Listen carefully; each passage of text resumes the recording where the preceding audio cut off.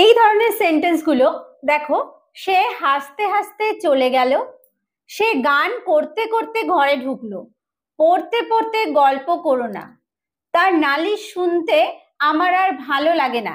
এই যে শুনতে, তার মানে এখানে আমার আর ভালো লাগে না, মানে এখানে শুনতে শুনতে, ঠিক আছে? তাহলে এই যে সেন্টেন্সগুলো, এই সেন্টেন্সগুলো আমরা ইংলিশে কিভাবে বলবো? দেখো, প্রত্যেকটা ক্ষেত্রে ফাইনাইট ভার্ব বা সমাপিকা ক্রিয়া আছে, বাংলায় যাকে বলা হয় সমাপিকা ক্রিয়া। যেমন চলে গেল, ঘরে ঢুকলো, তো এইগুলো একটা একটা সমাপিকা ক্রিয়া বা ফাইনাইট ভার্ব। তারপরে প্রেজেন্ট পার্টিসিপল বসিয়ে এই সেন্টেন্সগুলো আমাদের বাংলা থেকে ইংরেজিতে করতে হয়, অথবা কখনো while, when এই ধরনের অ্যাডভার্ব গুলো আমরা ব্যবহার করে থাকি। আবার কিছু কিছু ক্ষেত্রে জেরান্ড ব্যবহার করা হয় বা পার্টিসিপল ব্যবহার করা হয়, তার আগে প্রিপোজিশন ব্যবহার করতে হয়। তো কিছু কিছু ক্ষেত্রে সেন্টেন্স অনুযায়ী এগুলো ডিপেন্ড করে। তো আমরা প্রত্যেকটা সেন্টেন্স দেখো এখানে প্র্যাকটিস করব। প্রথম সেন্টেন্সটা কি আছে? সে হাসতে হাসতে চলে গেল। তাহলে সে চলে গেল, চলে গেল এটা হচ্ছে ফাইনাইট ভার্ব। চলে গেল, he went away, he went away, সে চলে গেল। দেখো, হি ওয়েন্ট অ্যাওয়ে। এবার কি? হাসতে হাসতে, লাফ মানে হাসা, তাহলে এখানে পার্টিসিপল ব্যবহার করব লাফিং, ওয়েন্ট অ্যাওয়ে লাফিং। ওকে, হি ওয়েন্ট অ্যাওয়ে লাফিং, সে হাসতে হাসতে চলে গেল। সে গান করতে করতে ঘরে ঢুকলো, তাহলে সে ঘরে ঢুকলো, এটা হচ্ছে ঘরে ঢুকলো, এটা সমাপিকা ক্রিয়া বা ফাইনাইট ভার্ব। তাহলে সে ঘরে ঢুকলো, হি এন্টার্ড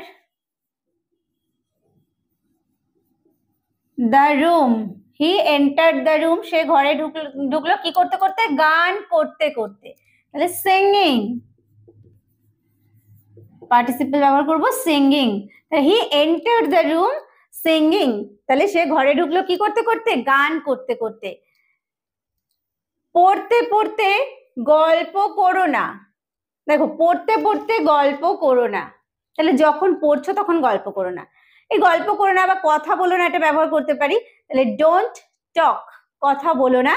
while এখানে ব্যবহার করব while কি? পড়া, reading, while reading, don't talk while reading, পড়তে পড়তে গল্প করো না।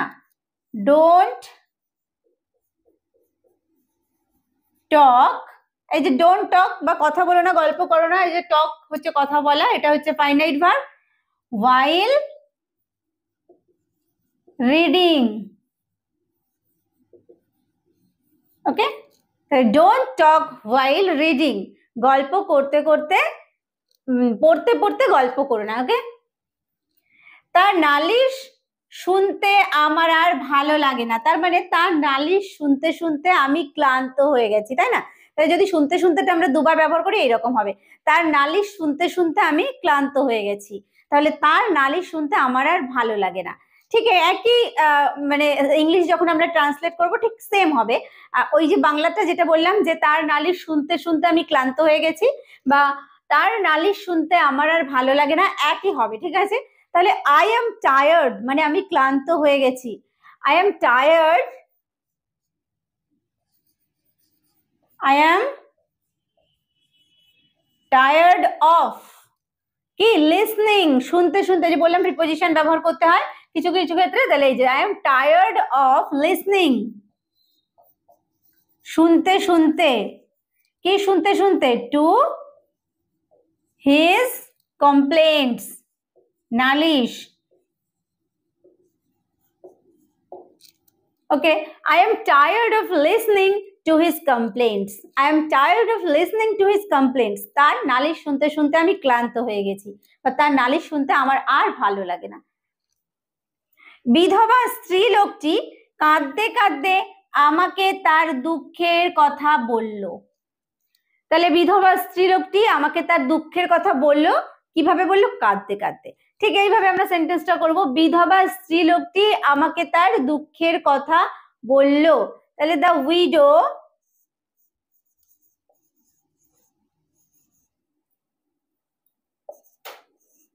উইডো told me কি of her sorrow, তার দুঃখ।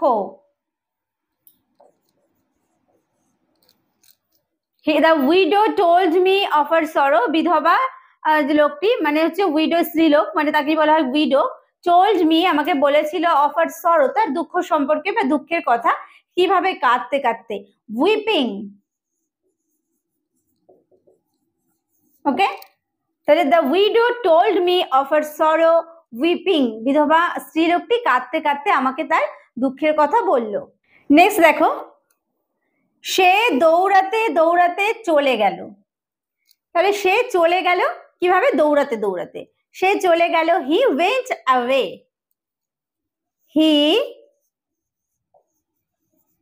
went away, দৌড়াতে দৌড়াতে, running, he went away running, সে দৌড়াতে দৌড়াতে চলে গেল। আমি এ সম্বন্ধে তাকে বলে বলে হয়রান হয়েছি। এই যে হয়রান হয়েছি বা তার মানে এই যে আগে যেরকম কথাটা ভালো লাগে না, এই সব ক্ষেত্রে কি ব্যাপার ব্যবহার করব আমরা ইংলিশে, টায়ার। তাহলে আমি হয়রান হয়ে গেছি, আই এম টায়ার্ড, তাই না? আই এম টায়ার্ড কিসে, তাকে বলে বলে, I am tired of speaking. দেখো, I am tired of speaking,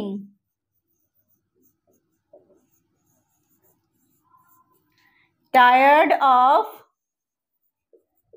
speaking to him, তাকে বলে বলে ক্লান্ত হয়ে গেছি, কি about this, এ সম্বন্ধে। তাহলে I am tired of speaking to him about this, আমি এ সম্বন্ধে তাকে বলে বলে ক্লান্ত হয়ে গেছি বা হয়রান হয়ে গেছি। লিখে লিখে তার কলমটি ভোঁতা হয়ে গেছে, লিখে লিখে তার কলমটি ভোঁতা হয়ে গেছে। তাহলে তার কলমটি ভোঁতা হয়ে গেছে, his pen has been blunted, his pen has been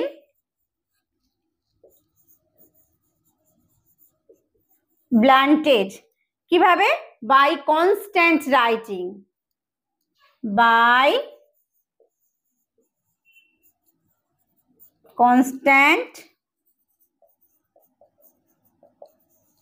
writing। তাহলে his pen has been blunted by constant writing, এখানে আমরা এই যে by প্রিপোজিশন যোগ করলাম, by constant writing, তাহলে his pen has been blunted by constant writing, তার কলমটি লিখে লিখে ভোঁতা হয়ে গেছে।